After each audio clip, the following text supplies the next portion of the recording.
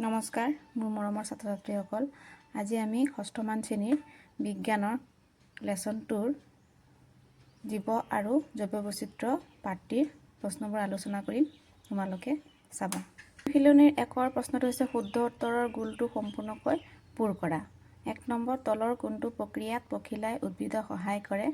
উত্তৰ হ'ব প্ৰজনন সিটো পুৰা কৰিব লাগিব ডালিম গছ এবিধ কি গছ হ'ব গুল্মজাতীয় গছ হ'ব বিটো তোমালোকে পুৰা কৰিবা তলৰ কোনবিধ জলজ উদ্ভিদ নহয় খৰিকা যায় বিটো পুৰা কৰিবা চৰাই দেউকা হল আগঠেঙৰ ৰূপান্তৰ বিটো পুৰা কৰিবা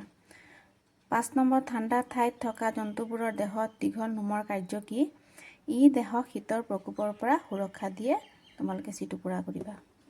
2 নম্বৰ খালি ঠাই পূৰ কৰা বীজপত্ৰ বীজৰ ভিতৰত থাকে জালৰ দৰে হীৰাবিন্যাস দ্বিবীজপত্ৰী উদ্ভিদৰ চৰিত্ৰ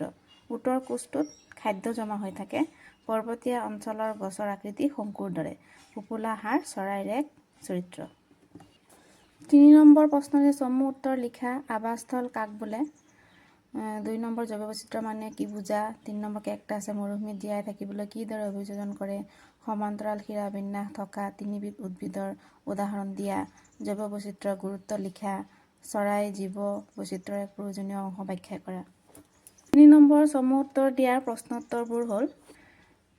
আৱাসস্থল কাক বোলে উত্তৰ জীৱই যি ঠাইত বাস কৰে তাকে জীৱৰ আৱাসস্থলী বোলে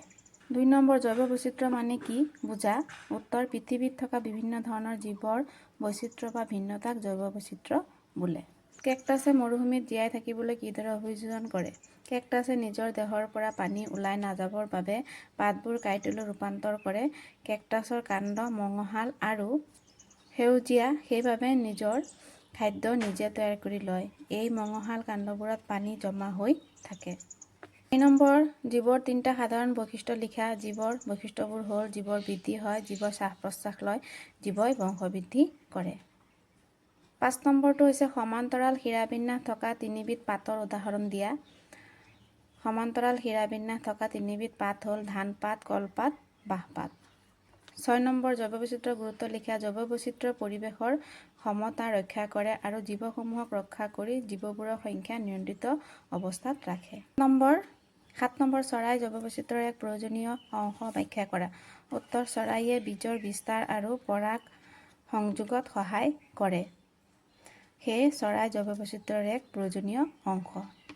গতিকে ছাত্ৰ ছাত্ৰীসকল তোমালোকৰ যদি ভিডিঅ'টো ভাল লাগে তোমালোকে লাইক কমেন্ট শ্বেয়াৰ এটা কৰিবা আৰু অন্যান্য ভিডিঅ' পাবৰ বাবে মোৰ চেনেলটো ছাবস্ক্ৰাইব কৰি দিবা ধন্যবাদ